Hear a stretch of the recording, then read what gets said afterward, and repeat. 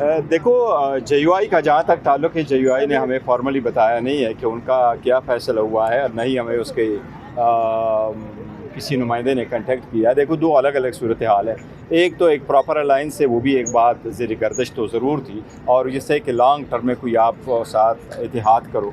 दूसरी बात ये थी कि हमने जो अलाइंस बनाया है, उस अलाइंस का हिस्सा होना और एक लिमिटेड एजेंडे पे एक साथ काम करना, ये दो अलग चीज़ें हैं। तो वो हम जो लिमिटेड एजेंडे पे काम करना चाह रहे हैं कि अदली आज़ाद हो और इलेक्शन चोरी ना हो, और साथ साथ हम चाह रहे थे कि जी पार्लियामान मजबूत हो, इसके सिलसिले में जो अलायंस करना चाह रहे थे वो वाज़े हो जाएगा एक दो दिनों में कि मौलाना साहब की तरफ से हमारे पास क्या मैसेज आता है। देखो, केसेस का भी शुरू हो जाएंगे, जेल में केसेस शुरू हो जाएंगे अगर उसकी हेयरिंग हो रही है, लेकिन ये हमारा राइट है और ये अदालतों ने पहले से ऑर्डर किया हुआ है। गुज़श्ता 1.5 साल से यही प्रोसीजर फॉलो हो रहा था। इसमें कोर्ट के ऑर्डर मौजूद है, फिर इसके बाद इस्लामाबाद हाई कोर्ट के 3 मेंबर बेंच ने ऑर्डर किया, और वो ऑर्डर यही था कि पुराने वाले ऑर्डर को आप इम्प्लीमेंट करो, और उसकी इम्प्लीमेंटेशन का जिस वक्त ऑर्डर हुआ वो यही था कि खान साहब की 2 मुलाकातें होगी, हर ट्यूसडे को और थर्सडे को। ट्यूसडे को वकला और फैमिली, और थर्सडे को पॉलिटिकल लीडर और फैमिली ने की मुलाकात होगी। ये अभी तक इम्प्लीमेंट नहीं हुआ, ये हर सूरत इम्प्लीमेंट होना है। देखिए, नहीं होना चाहिए, कुछ अपने होंगे कुछ गैर होंगे, लेकिन अभी बड़ा एक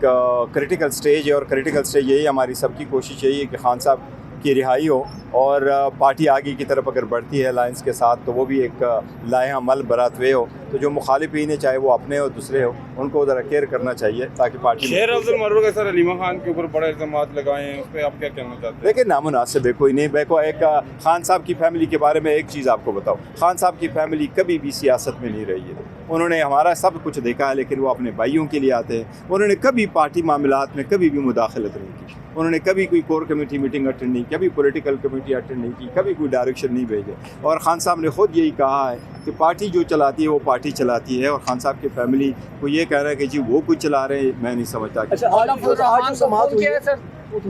आज जो समाअत हुई है सर, सवाल से बता दो सर, ये देखो, आज जो समाअत हुई इलेक्शन कमीशन में, नहीं, इलेक्शन कमीशन में जो हमारी आज समाअत हुई है, आज कंक्लूड हो गया है, और इलेक्शन कमीशन ने कहा है कि हम एक हियरिंग और रखेंगे जब लाहौर हाई कोर्ट का फैसला आएगा, और हमें उम्मीद इंशाअल्लाह ताला हमारे हक़ में आएगा। हमने बड़े अच्छे इलेक्शन करवाए थे, और इलेक्शन के सारी डॉक्यूमेंटेशन हमने इलेक्शन कमीशन के सामने रखे थे।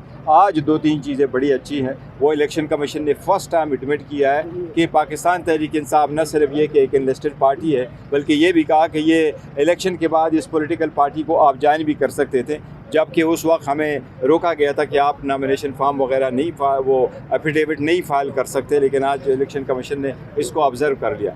दूसरी बात यह कि जो इलेक्शन कमीशन के मेंबरान को जो ब्रीफ किया गया इलेक्शन कमीशन की ऑफिसर की तरफ से, या जो कंप्लेन हमारे खिलाफ आए थे, उनमें से किसी एक ने भी कोई एक भी एविडेंस नहीं हुआ कि ये वो कुछ था जो इंट्रा पार्टीज इलेक्शन में होना था जो नहीं हुआ, या ये चीज़ नहीं होनी चाहिए थी जबकि ये हो गया है। हमने 1365 पेज पे मुश्तमिल डॉक्यूमेंट्स इलेक्शन कमीशन के सामने फ़ाइल किए, प्लस इसके सारे ऑडियो और वीडियो भी हमारे सामने हमने इलेक्शन कमीशन के सामने रखा है। मुझे उम्मीद है इंशाअल्लाह ताला इस मरतबा सर्टिफिकेट हमें मिलेगा। इलेक्शन कमीशन ने जो 39 लोगों को नोटिफाई किया था पाकिस्तान तहरीक इंसाफ होने के लिए, उनका मुस्तकबिल कैसा देख रहे हैं, जो 39 को नोटिफाई किया गया था? देखो, सुप्रीम कोर्ट का ऑर्डर अभी भी इम्प्लीमेंटेशन के लिए पेंडिंग है, और सुप्रीम कोर्ट ने कहा था हमारे 80 वो अराकीन थे, उसमें 39 का नोटिफिकेशन हुआ था, बाकी का नोटिफिकेशन अभी भी बाकी है। जबकि इलेक्शन कमीशन ने आज खुद एडमिट किया कि हम उस पार्टी को ज्वाइन कर सकते थे, तो इसका मतलब है सुप्रीम कोर्ट का ऑर्डर तो अब बाय ऑल मींस इम्प्लीमेंट होना चाहिए। बैरिस्टर गौहर इलेक्शन कमीशन के पीटीआई के साथ बिहेवियर पे मुतमईन है?